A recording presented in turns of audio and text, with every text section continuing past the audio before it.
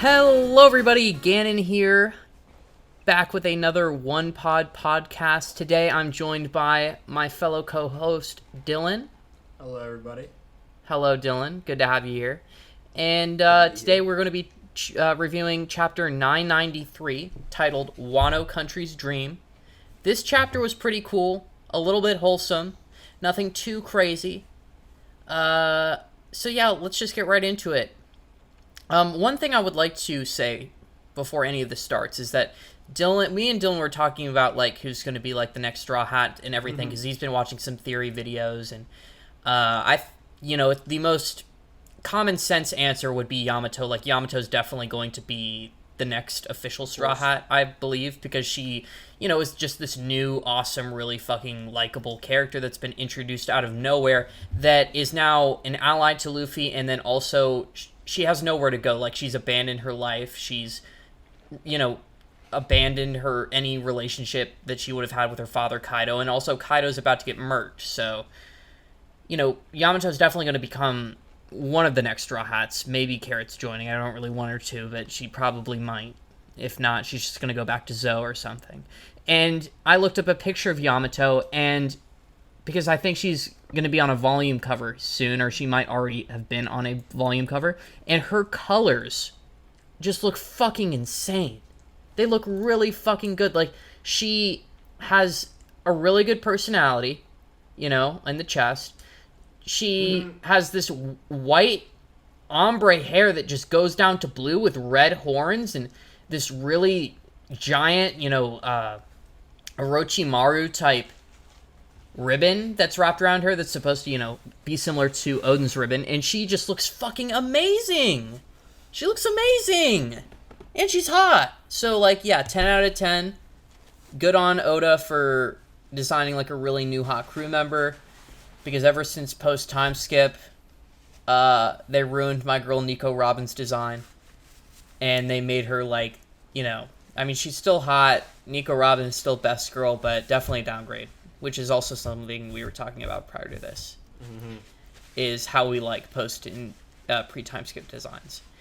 Alright, guys. Let's just get right into the chapter. The cover story, I hope this is the fucking last time. I was gonna say something about this. Dude, I hope this is the fucking last time we see this shit. Okay, happy ending. Pound's happy. Lola ties the knot with Gotti, and they look happy. Everybody's happy. If I see another Gang Bege's Oh My Family volume cover, I'm going to punch myself in the dick, dude. This is gotta be, the worst, longest running cover story of all time. I'm sick of seeing this shit. Into the chapter, we get this whole, multiple pages here about, all the Wano citizens being really wholesome, and they're enjoying the fire festival, and you can see all these festivities going on, and fire dancers, and these giant blimps, and everything looks so cool, and there's so much culture here. And they're, crying because they're this is the one day per year that they can live without oppression and actually enjoy clean food and water and alcohol and everything, and actually go to the flower capital. And they're talking to each other, hypothetically, damn, what if today was the day that, the samurai were actually, going to save us and everything? Oh, no, fuck no, that's not going to happen. But let's just enjoy the moment, and let's sing and dance and have fun today. It's the Fire Festival. So that's pretty much summarizing the first 3 pages of this chapter. It's really wholesome. Leads us back to Onigashima, because we get a little panel right here of the Onigashima skull, and, it's kind of got a little zoom effect. So we're zooming back into the Wano War. And inside Onigashima, the first thing we see here on panel is a lot of Kaido's subordinates running away, saying it's dangerous, and that they're don't get caught, don't get cut. And Zoro hears, he says, what in the hell is that? And there is a samurai that looks very demonish, and he's holding a couple of other subordinates, and he is definitely under the influence of something. And X-Drake over here on the left, he proclaims that he's just as I thought so. It's the plague. Queen. And there's a bunch of people like getting bitten by these demon things, turning into an ice demon. And so like we go down below that and we see Queen, and he says, close the doors leading up to the other towers. Everyone on this floor is fucking screwed. This is my greatest invention, the Excitable Ice Demon. So, okay, listen here. Queen is now in my top 3 favorite commanders. Like, You mean like out of every commander? Period? out of like all the commanders, dude. Top 4. Who is the top 3? Okay, so I'd probably put Queen at 4, Katakuri at like 1 or 2. Okay, I thought you were gonna put him at 3. I would be like, wow. Dude, I think Katakuri's my favorite. I'll probably put him at 1. And then Katakuri at Marco. 1. And then, like, I don't know who else I would put up there, because, like, I haven't seen enough of... I mean, everybody likes Shanks's commanders, but, like, we haven't seen enough... I haven't seen enough of them for me to, like, really, really like them. Have, like, a concrete opinion, yeah. Yeah, do you know what I mean? So, Queen, Katakuri, and Marco are definitely up there as it stands. Yeah, I really like them. Queen is just my favorite among Kaido's subordinates right now. King hasn't really done anything. I'm sure King will probably do some badass shit to make us like him a lot more. But right now, King's just kind of being a little bit of a bitch. He's done some kind of impressive things, but I'm really just waiting for him to fight Zoro before he becomes one of my favorites. But Queen is just hilarious. The Brachiosaurus fruit looks really cool, and if you actually look at the anime in the color spread, it's like a giant yellow Bronchiosaurus, which I really like. His design is awesome. He's a funny character. Like, he's legitimately funny. He has a bounty that supersedes... I talked about this in my video I uploaded today. He has a bounty that supersedes all of Big Mom's commanders, which is impressive. And Queen creates these really fucking awesome, fucked up biological warfare weapons. And one of the most impressive things we've seen so far is that he has invented a mechanism that turns people into legitimate zombies that infect and, like, spread to other people. Something we just learned right now in the form of the Excitable Ice Demon. Really, really impressive shit coming from Queen. I really like Queen.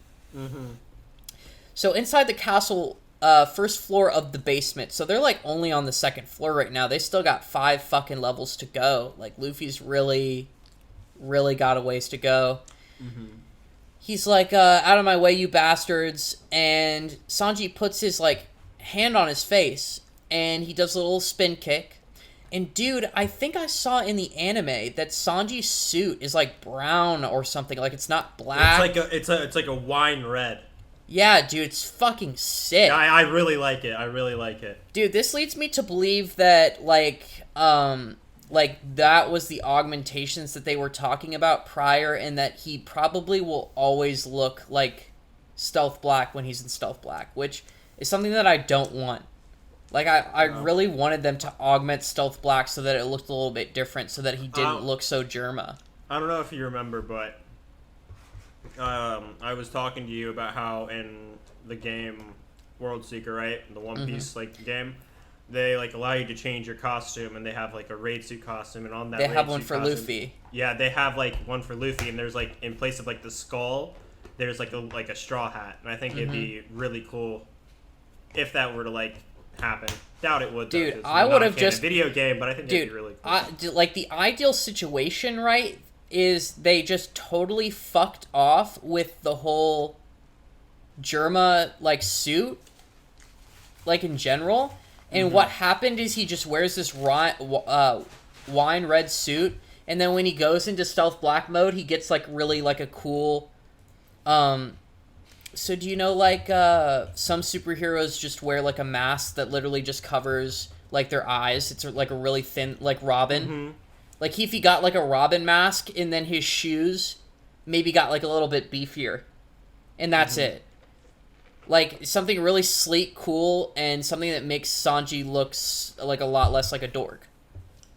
And then probably also the little scarf that goes over his face also pops up. That would also probably be, like, a good addition. But I really don't like Stealth Black's design. Like, I really wish they would augment it in the future.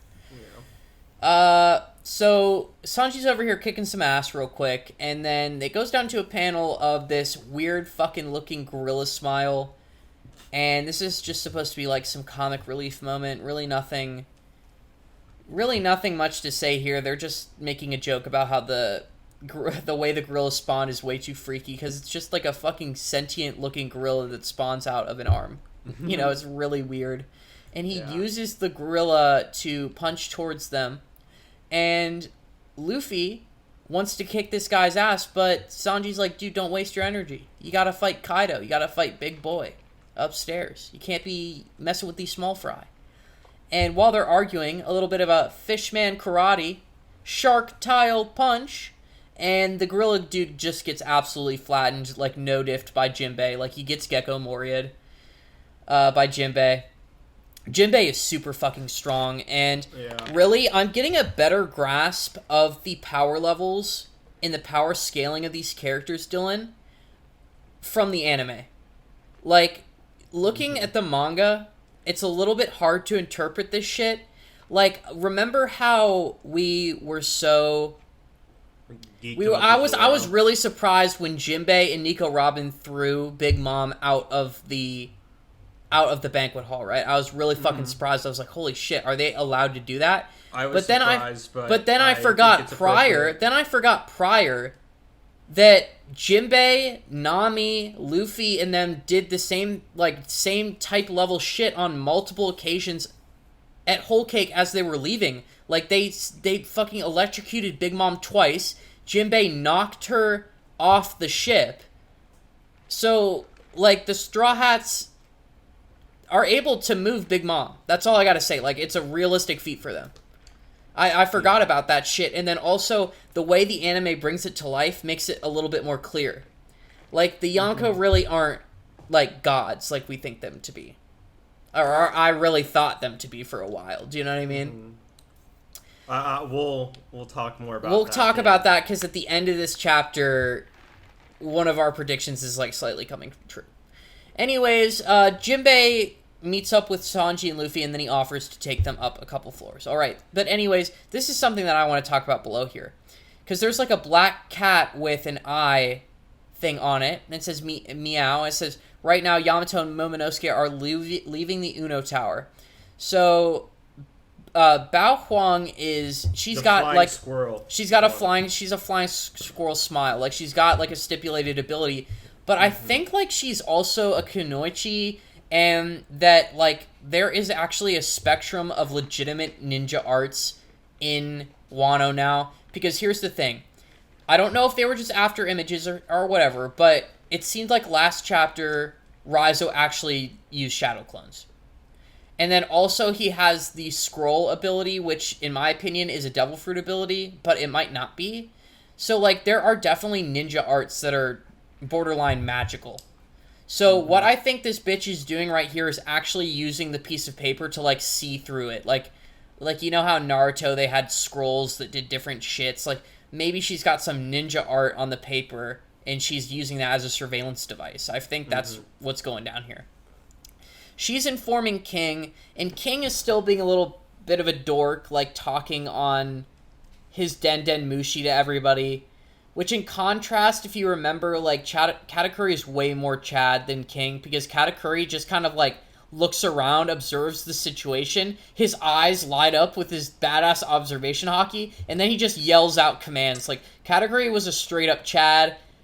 King is being a little bit of a dork here. He's been a little bit of a simp. He's just talking away on the Den Mushi to all of his subordinates. So he gives the location of Momonosuke away. Yamato is chasing after Shinobu, and Sasaki claims, he's like, roger that, I found them, and he says fire. And there's a giant amount of artillery that goes towards Shinobu. And then on the site that I'm reading this, there's a ginormous panel here that's, like, really scrunched down. It's really hard to see what's going on. And basically Shinobu gets fucked up. There's this dwarf-looking guy with a battle axe heading towards her, and Momonosuke, all he can do is sit there and cry like a little bitch, like he usually does. And Yamato comes just in time and fucking no diffs this dwarf guy, because Yamato is strong as shit. Yamato's gonna be one of my new favorite characters, for real. It's learned right now that Sasaki is looking like the head of the 100 Beast Pirates armored corpse. So we can see like a crab smile. We can see like a porcupine smile. A rhino. I think that's literally just like, is that a rhino smile?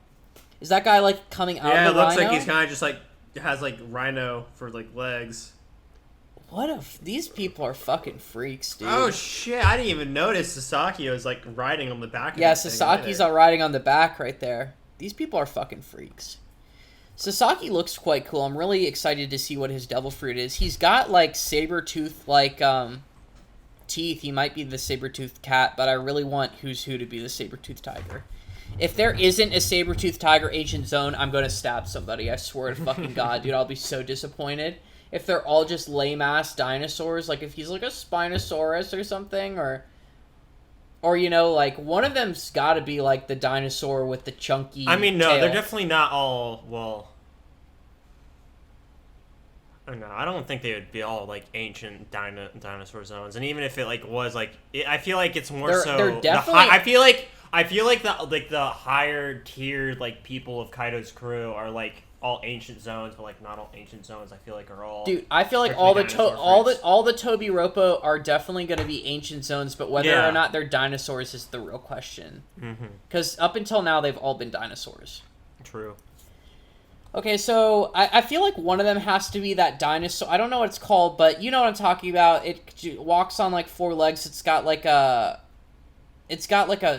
ball, like a mace tail.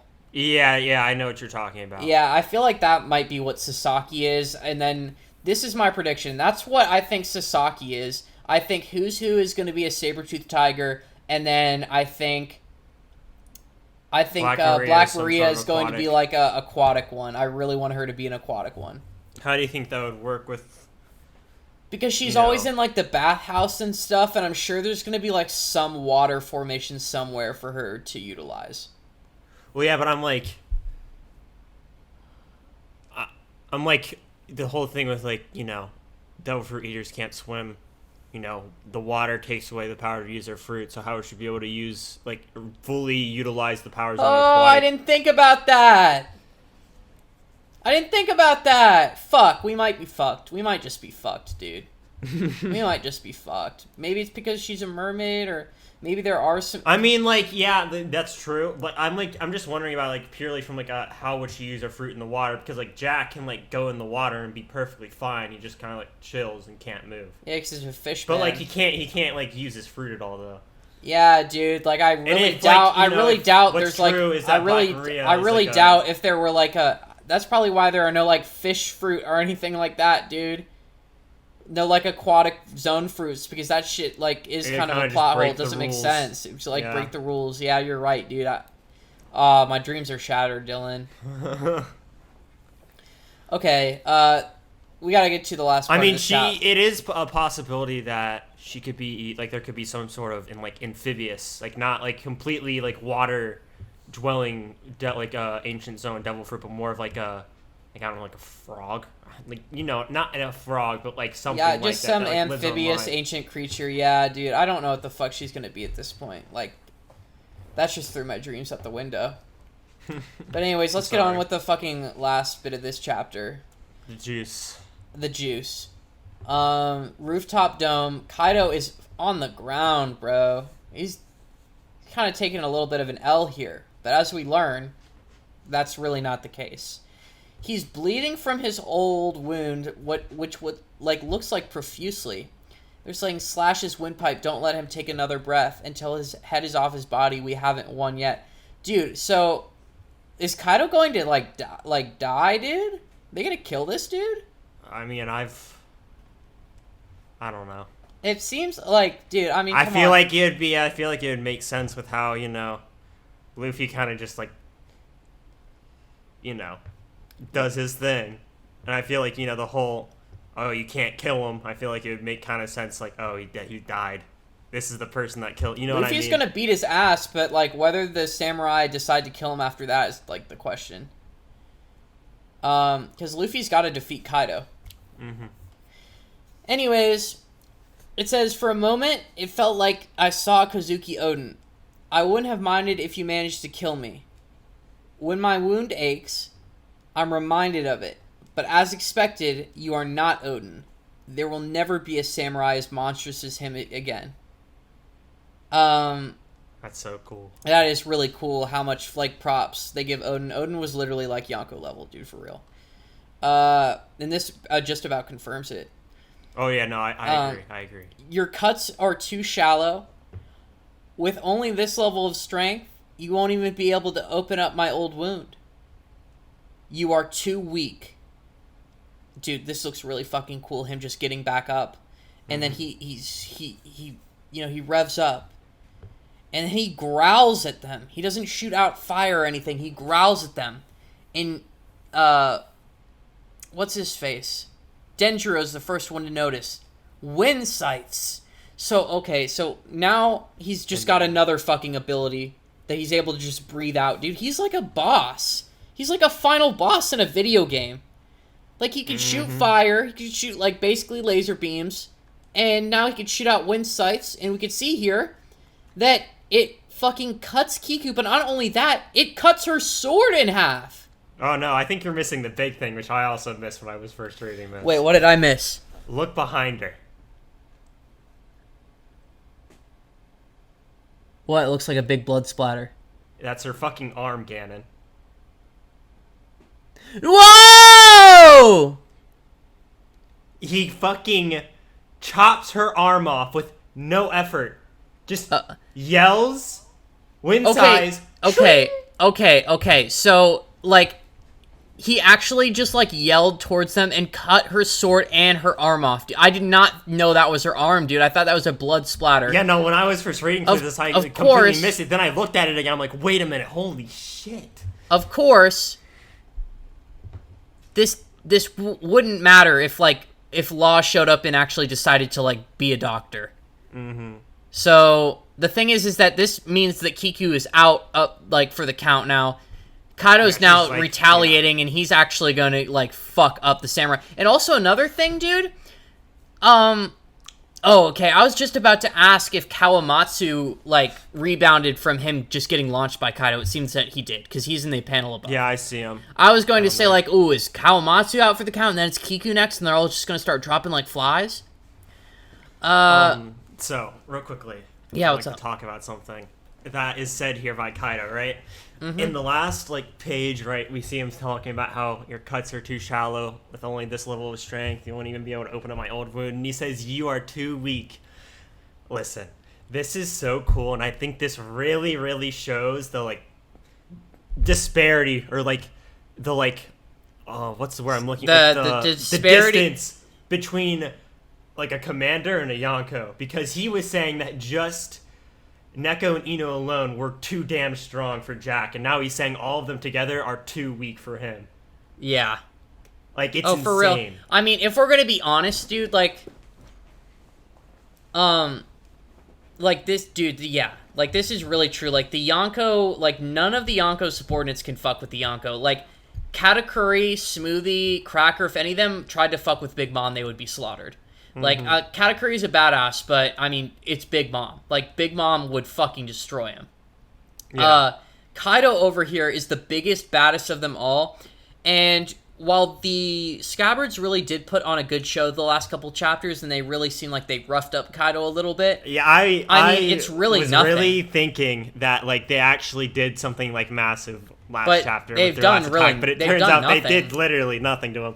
They just, scratched him up. They scratched him up a little bit. He's bleeding a little bit. So the extent of their Rio is that they're able to cut Kaido, but nothing anywhere close to lethal is what we're learning. Mm-hmm. Kaido's like, all right, I'm done with this. Time to actually just growl at you and take your fucking arm off. With that being said, in the beginning of this review, right, you were saying about how, it's like the Yonko aren't, like, absolute gods like we once thought they were. This here's my thing with them, and here, like, I think this is like what we've like been like being shown with like this whole all like the scabbards fighting Kaido, right? Is that I feel like the Yonko, right? Like they're touchable. You can hurt them, you can move them around, you can rough them up a bit, but I feel like at the end of the day, it's just like them and like just their strength and like what they can do is just like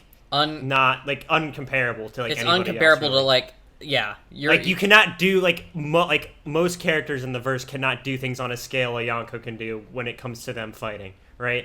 Like there are not a lot of characters in the series who can just let out like a growl and chop off someone's arm that can use it like especially somebody like Kiku who's like Yonko commander level. Like all the scabbards at this point, it's pretty much stipulated that they're all like at some degree like third commander level at least. Yeah, I agree. Do you know what I mean? The only one who's an exception to this could possibly be Rise, of course, because he's a ninja. He's not like a samurai. But like Kawamatsu, Ashura Doji, I mean Kinemon, bro. Like Kinemon did do that crazy ass thing where he cut through Kaido's like laser beam and then actually managed to cut Kaido. I'd say that stipulates like third Yonko commander level. I don't know. I see that's like it's a little bit dodgy saying that, but I mean it's kind of proven. I mean Ino, Rashi, and Neko Mamushi are able to both handle Jack by themselves. And then when they're in their Sulong form, they just fucking destroyed them. So, yeah, no, that's crazy. Crazy way to end off the chapter, dude. I was thinking, like, oh, just wind sights, and then Kiku got cut. Like slash or something. But then yet you, like, then... closer, but dude, yeah, dude, I'm really gone. glad that you actually told me that her arm is gone, because that makes this a lot more dramatic and important here. But yeah, like, we're not even seeing him, like, really try yet. Like, dude, he's just like, yelling at them. He just did a growl, dude. Up. Like, it's gonna be terrifying when we see him actually like fight, like for real. It's gonna be. Oh, Can I be real with you? I'm ready. What? This is making me listen. I know it's so implied that like Kaido and Big Mom are like equal, you know, and to some degree. But I think like Kaido's like obviously stronger. Oh, 100%. No. I've thought this since Whole Cake. Big Mom literally said to Luffy like, "Oh, you can't defeat that thing. Like you can't defeat that thing." Like talking about like Kaido was like some other being, like more than her. Yeah, like that was the point where she kind of like admitted her inferiority to Kaido. Like I definitely think that Big Mom is like on the same playing field as Kaido, but like I think when it comes down to it, no, like, I feel like Big Mom's like 95 to Kaido's 100. Yeah. Do you know what I mean? Yeah. Maybe 90 to his 100, I think. But still, we'll have to see. Right now, I think it's 95 to his 100. But like we will have to see because in the next couple chapters, I feel like I'm going to learn the true bounds. Oh yeah, no, I agree. I was thinking that when I just because like, when Big I first Mom, got to reading Big this, Mom's like, we're the really type about of to see them like kind of like maybe go ham here. Big Mom's the type of character who would never let herself be pushed around by Kaido in any way. Do you know what I mean? Like they're equals in so many ways, but now we're actually getting into a serious fucking fight, and it really seems like okay, Big Mom's got to be at least 95 to Kaido's 100. But yeah, anything else you would like to add, Dylan? Nope. All right, yeah, me neither. This was a pretty solid chapter. Let's give it a quick rating and then wrap it up. I think I'm just gonna give this one like 7 out of 10. Like nothing. Yeah, I'd give it a 7 out of 10. Nothing too special happened. Because Go ahead. I was gonna say I think it's just because like a lot of this chapter is just really like laid back interactions, like minor like sprawling with like just fodder characters. Nothing really that big except for like Queen's weapon bullet things, ice demon bullets, and then with Kaido chopping off Kiku's arm. Yeah, with like no effort. The best parts of the chapter. This one's really like a sandwich. Like the start of the chapter is wholesome. The end of the chapter is really fucking cool and dramatic. But the middle part is just like the annoying like. Honestly, it's just like a little bit of annoying interactions. It's just like the Straw Hats trying to climb a fucking building. Like I could really care less. And then Momonosuke just cries. Like he does like every time we see him. He's just fucking crying. Dude's such a fucking bitch. But yeah, Thank you guys so much for watching another episode of the OnePod podcast. Thank you so much, Dylan, for being here, for real. Of course. And yeah, thank you so much for tuning in. If you enjoyed the video, please slap a like on it. If you have anything you'd like to share or discuss with us, please leave it down in the comments below. We will be sure to get back to you. There is no break this week, so we will see you guys next week. Say bye-bye. Goodbye. Goodbye, everyone. We'll have to see you in the next one.